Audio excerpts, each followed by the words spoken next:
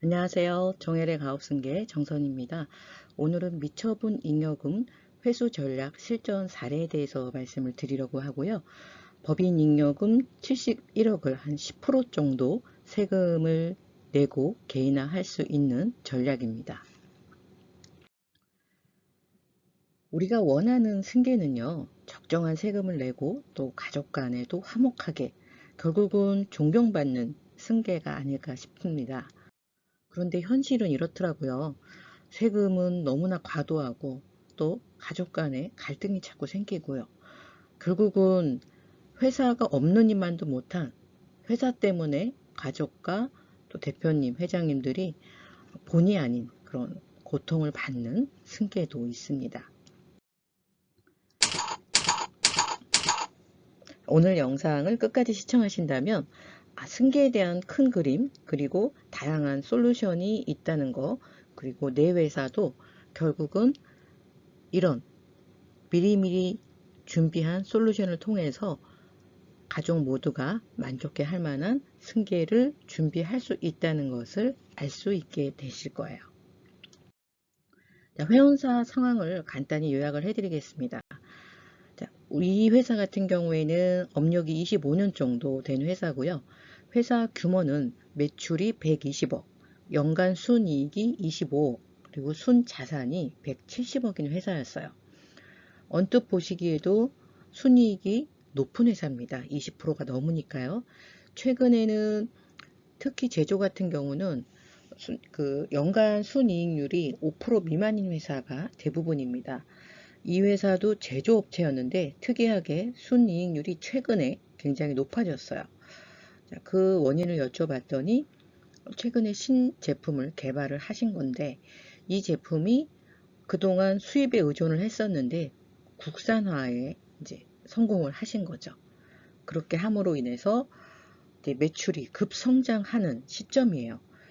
그래서 공장도 지금 뭐 크게 증설을 하셨고, 앞으로는 이 제품이 오히려 수입이 아니라 수출까지 할 수 있는 그런 애국하는 회사였습니다. 그런데 좋기만은 또 아는 게, 이렇게 회사가 잘 돼서 좋긴 하지만 회사가 커지는 것만큼 세금은 더 빨리 커지기 때문에 회장님도 이 부분에 대한 고민이 있으셨고요. 자녀가 세 분이 있었는데 각각의 자녀의 상황도 다르고, 또 회사에 와서 일하는 자녀도 있고 그렇지 않은 자녀도 있고 여러 가지 요소가 있어서 사실은 승계에 대한 거를 손을 못 대고 있으셨어요. 업력이 25년이면 회장님 연령이 꽤 높으시잖아요. 그럼에도 불구하고 이걸 어디서부터 어떻게 손을 대야 될지 굉장히 막막해 하셨고 걱정만 하고 계셨고요. 실상 상담을 의뢰하셨을 때는 가업 승계를 위해서 의뢰하신 건 아니셨어요. 회장님께서 법인 잉여금 엑싯 하는 것 영상을 보시고 우리도 좀 법인 잉여금을 개인화하고 싶다라는 상담을 요청을 하셨는데, 제가 보니까 간단하게 이거 뭐 세금 조금 내고 뭐 잉여금 좀 빼는 게 이게 중요한 게 아니라 궁극적으로 승계에 대한 구도가 훨씬 더 중요한 상황이었습니다. 많은 대표님들이 유튜브 상의 어떤 이런 영상들을 보시고 혹은 뭐 회사로 찾아오는 컨설턴트들한테 또는 세무사님들한테 간단한 어떤 세금을 줄이고 법인에서 돈을 개인화하는 거, 이런 전략을 실행을 하시는 경우가 많은데, 이게 어떤 문제가 있냐면 현재는 그게 세금이 적을 수도 있겠지만 궁극적으로 세금이 가장 큰 거는 상속과 증여입니다. 지금 한 이런 행위들이 나중에 상속에 오히려 걸림돌이 될 수가 있다는 거예요. 이 부분 너무 중요한 부분이니까 대표님들께서 절세를 하고자 할 때는 회사 전체를 두고 회사의 미래를 생각하면서 큰 그림을 그리셔야지, 승계 경험이 없는 이런 세무사님이나 컨설턴트들한테 부분적인 절세를 의뢰한 경우에는 결국 지금 한 절세가 나중에 큰 화가 될 수 있다는 것을 꼭 기억하셔야 됩니다. 자, 컨설팅 결과는 이랬습니다. 저희가 승계 과정에서 총 절감하는 세금은 24억 8천이었고요. 법인에서 개인화하는 잉여금 규모는 71억 정도였습니다. 10%대 초반의 세율로 개인화를 할 수 있게끔 솔루션을 제공을 했고요. 여기서 절감되는 세금이 한 77%, 금액으로는 한 24억 8천. 회장님이 물론 이제 세금에 대한 걱정이 많이 줄었으니까 편한 것도 있지만 사실은 저희가 자녀분들을 다 만나서 함께 승계 전략을 짰는데, 그러므로 해서 서로 간에 좀 승계를 사실은 서로 말을 안 했거든요. 회장님도 말씀 안 하고 또 더더군다나 자녀들이 말하긴 더 어렵죠. 이런 부분들을 객관적으로 저희 전문가들이 가장 효율적인 방법을 제시를 해드렸고, 가족 모두가 굉장히 만족해했던 사례였습니다. 자, 우리 회사가 지금 현재 상황에서 아무 행위를 하지 않는다고 하면 저희가 보수적으로 성장률 3%, 이익률도 3%로 예측을 했어요. 근데 이 회사는 이것보다 훨씬 높았어요. 근데 저희는 어쨌든 가장 보수적으로 계산을 했을 때 150억의 잉여금이 2030년이 되면은 200억, 그냥 자연스럽게 200억이 되고, 그리고 승계를 함에 있어서도 세금이 굉장히 클 수밖에 없죠. 그러면 1차적으로는 승계에 있어서 잉여금을 좀 조정함으로 해서 주식을 가치를 조절하고 또 주식을 넘기는 데 있어서 증여세를 줄이는 효과가 있죠. 자, 여기서는 저희가 엑싯에 대한 세금 절감 효과만 말씀을 드렸는데, 실제 주식 증여에 대한 절세 효과가 더 큽니다. 자,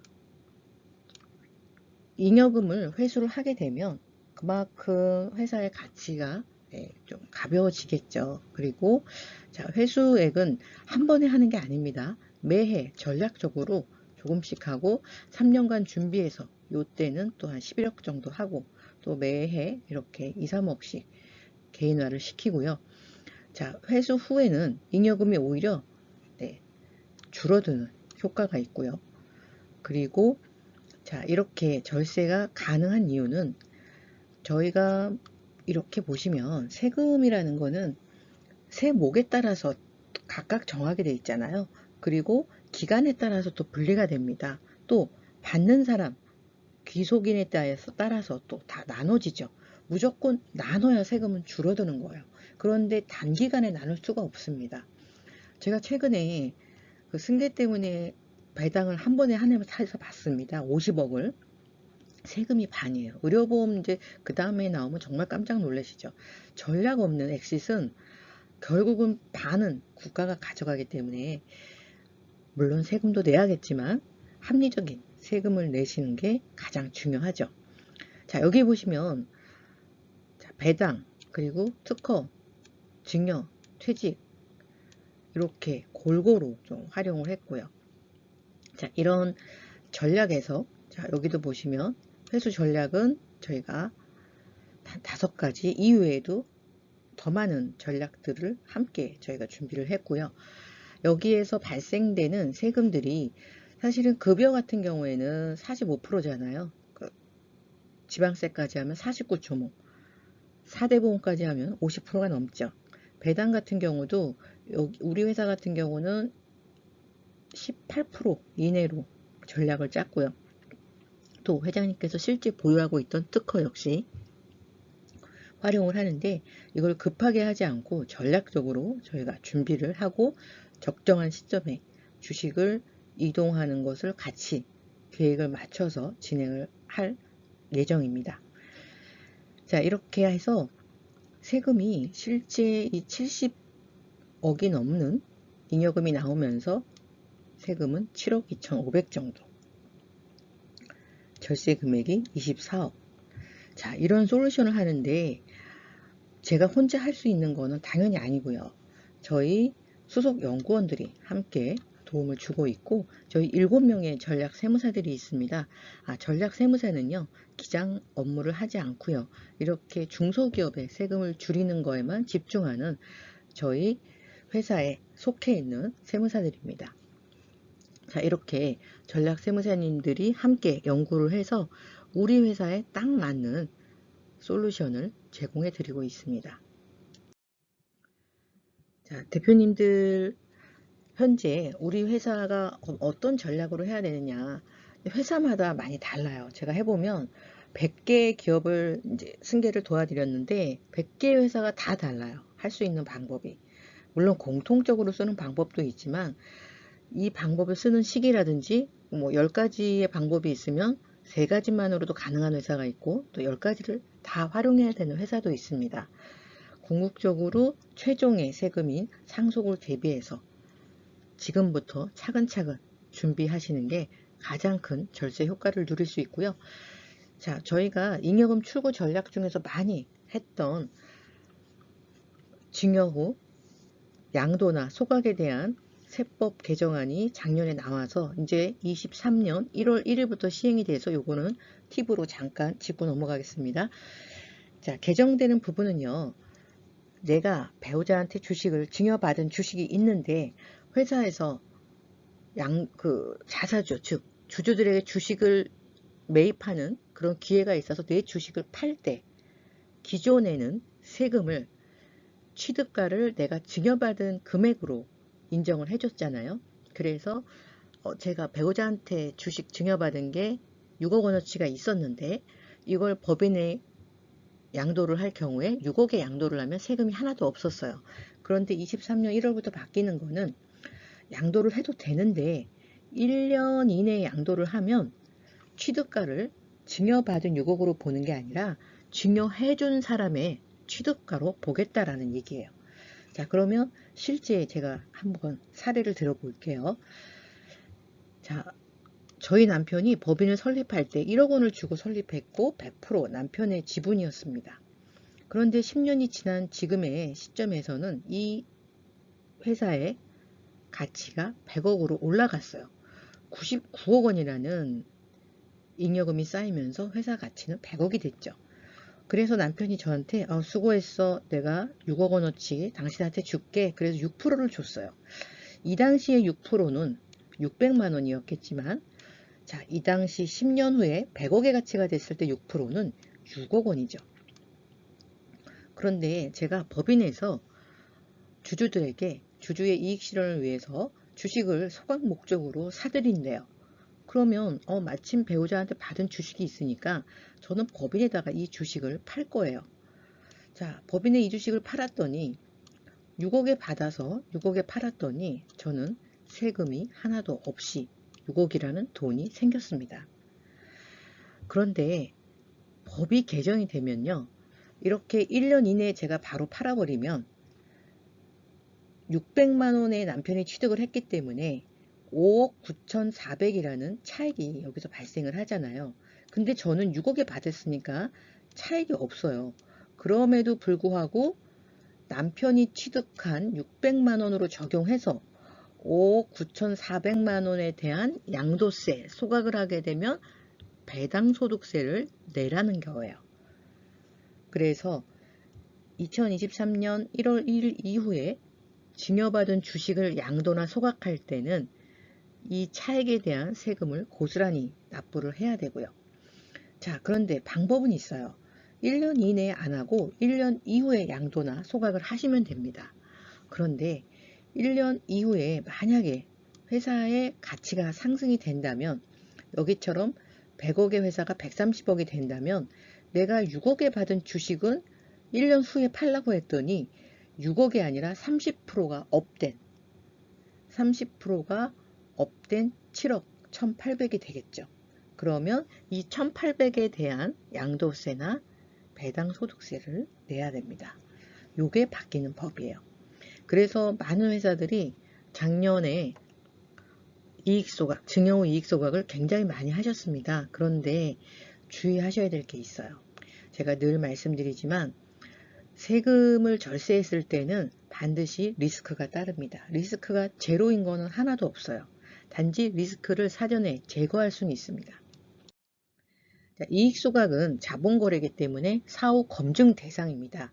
사후 검증 시 어떤 내용을 검증하는지 한번 살펴보겠습니다. 일단 주주에 대한 검증을 하더라고요.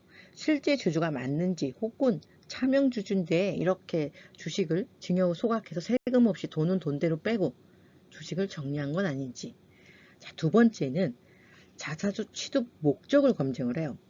자, 이 자사주의 취득 목적이 주주의 이익 실현 혹은 법인에서 주식을 싸게 사들여서 좀 비쌀 때 매각하려는 이런 목적이 아닌 특정 주주에게 대금을 주기 위한 자사주가 아닌지 검증을 합니다. 또 주식 대금이 어디로 이동했는지, 대금이 실제 소각한 당사자가 아닌 다른 쪽으로 흘러들어가지 않았는지 검증을 합니다. 또 중요한 게 있어요. 실제로 자사주 과세됐던 케이스 중에서 이런 케이스가 있더라고요.